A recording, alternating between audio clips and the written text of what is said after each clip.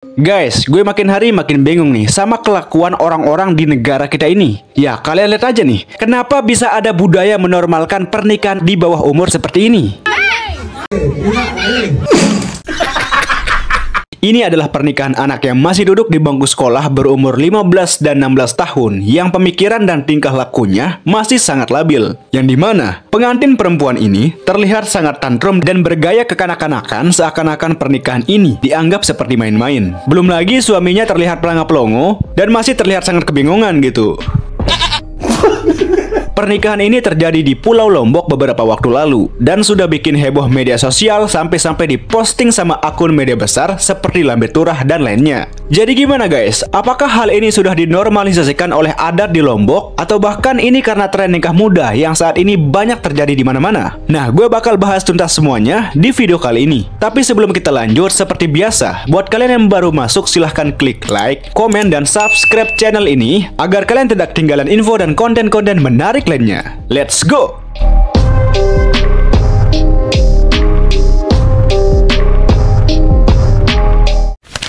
Oke, biar kita sama-sama paham, kita mulai dari definisi dasarnya dulu, apa itu nikah muda. Secara umum, ini adalah pernikahan yang terjadi di bawah usia ideal atau di bawah usia yang direkomendasikan. Di Indonesia sendiri, kalau mengacu pada Undang-Undang Perkawinan terbaru, batas usia menikah itu minimal 19 tahun, baik untuk laki-laki maupun perempuan. Jadi, kalau ada yang nikah di bawah umur 19 tahun, itu bisa dibilang sebagai pernikahan di bawah umur. Pernikahan muda di Indonesia kini menjadi fenomena yang semakin meningkat. Berdasarkan data dari BPS pada tahun 2022 lalu, menunjukkan bahwa 33,76% pemuda di Indonesia menikah pertama kali di rentang usia 19-21 tahun bagi laki-laki maupun perempuan. Tapi guys, fenomena nikah muda ini bukan cuma sekedar angka umur doang. Ada banyak faktor yang melatar belakangi kenapa seseorang memutuskan atau diputuskan untuk menikah di usia yang relatif belia ini.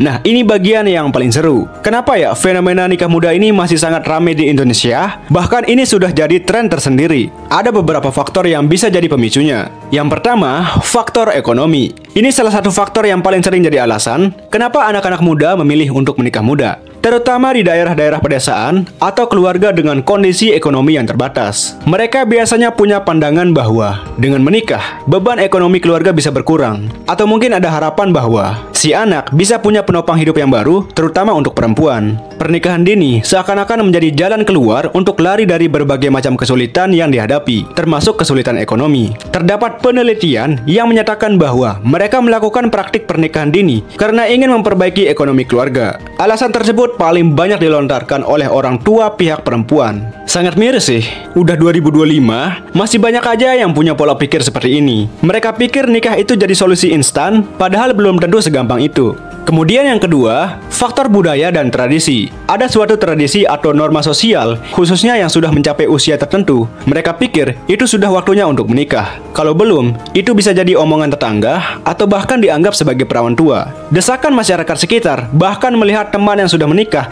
itu bisa jadi pemicu paling umum dari dulu sampai sekarang. Di era media sosial yang semakin ramai ini, postingan orang nikahan juga bisa menimbulkan sifat FOMO pada anak-anak muda sekarang untuk mengikuti tren nikah muda itu sendiri. Apalagi di daerah pedesaan. Biasanya masyarakat di desa yang memiliki pola pikiran sangat kuno, banyak ditemukan kasus pernikahan anak. Sebaliknya pada masyarakat perkotaan, praktik pernikahan dini cenderung lebih rendah, dan jikapun itu terjadi, penyebabnya mayoritas karena kehamilan remaja akibat dari gaya berpacaran yang sangat beresiko. Nah, ngomongin soal nikah muda, baru-baru ini gue nemuin berita yang lagi viral banget di berbagai platform media sosial, yang dimana ada sebuah acara pernikahan sepasang anak yang masih sekolah di Pulau Lombok, Nusa Tenggara Barat. Pernikahan ini menjadi viral karena mempelai perempuan diduga masih duduk di bangku sekolah dengan usia 15 tahun.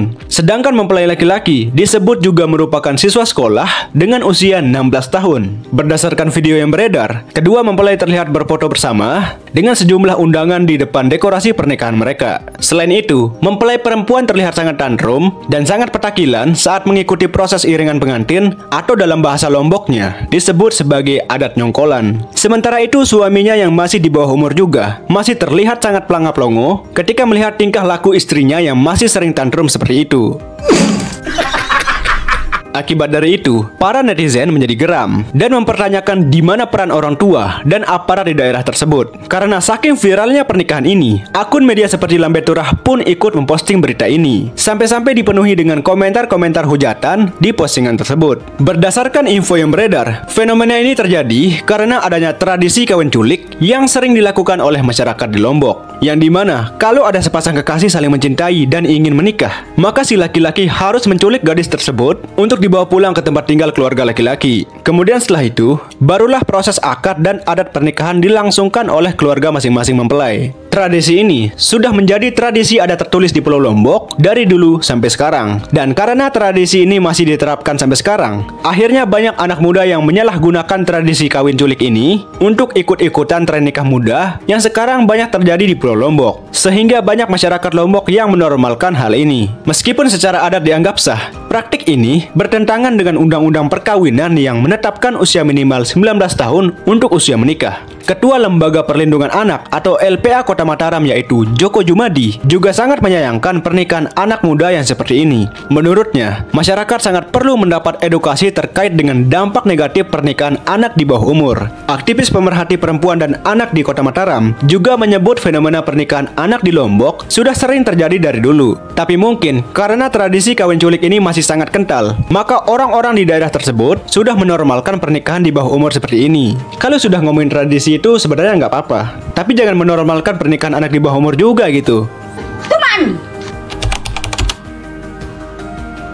Pernikahan dini memiliki banyak dampak negatif yang perlu kalian ketahui. Di antaranya adalah kurangnya kesiapan mental dan emosional. Bayangin deh, di usia yang masih belasan tahun, mereka masih asik dengan dunia mereka sendiri, masih nyari jati diri, tiba-tiba harus mikirin cicilan rumah, atau bahkan ganti popok bayi, dan masih banyak lagi. Ini termasuk tantangan besar sih. Banyak pasangan nikah muda yang belum siap secara mental dan emosional untuk mengelola konflik rumah tangga yang mereka jalani, menghadapi tekanan ekonomi yang bisa-bisa mengakibatkan pertengkaran rumah tangga, bahkan banyak juga yang sampai berujung ke perceraian. Kemudian yang kedua, pendidikan pasti akan terputus. Nah, ini juga sering terjadi kalau masih muda, apalagi saat masih sekolah. Pendidikan seringkali menjadi korban. Padahal, pendidikan itu modal penting buat masa depan yang lebih baik. Banyak remaja yang menikah dini terpaksa putus sekolah untuk memenuhi tanggung jawab sebagai seorang ibu dan istri. Kemudian yang ketiga, dampak ekonomi dan keuangan. Nikah muda memiliki dampak buruk pada perekonomian. Karena pasangan yang menikah muda seringkali belum siap secara finansial, serta keterampilan yang masih terbatas. Sehingga akan sulit untuk mendapatkan pekerjaan yang lebih baik dan sulit untuk mendapatkan penghasilan yang lebih layak. Dan bahkan, ini bisa jadi pemicu konflik dalam rumah tangga yang mereka jalani.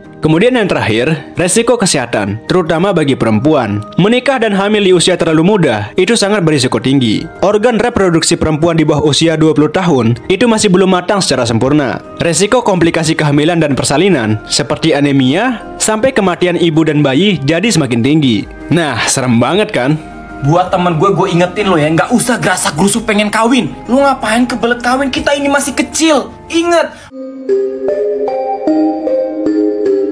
Intinya, nikah muda itu bukan cuma soal cinta-cintaan doang. Gue nggak bilang semua nikah muda itu pasti buruk. Ada juga kok dari mereka yang menikah muda bisa berhasil dan bahagia. Tapi walaupun begitu, potensi resikonya itu jauh lebih besar. Jadi, mari kita sama-sama bijak dalam mengambil keputusan. Dan jangan sampai terburu-buru. Masa depan kalian itu ada di tangan kalian sendiri. Jangan gara-gara mau ngikutin tren nikah muda, malah sampai jadi penyesalan di kemudian hari gitu. So, terima kasih buat kalian yang sudah menonton video ini. Sampai jumpa di video selanjutnya.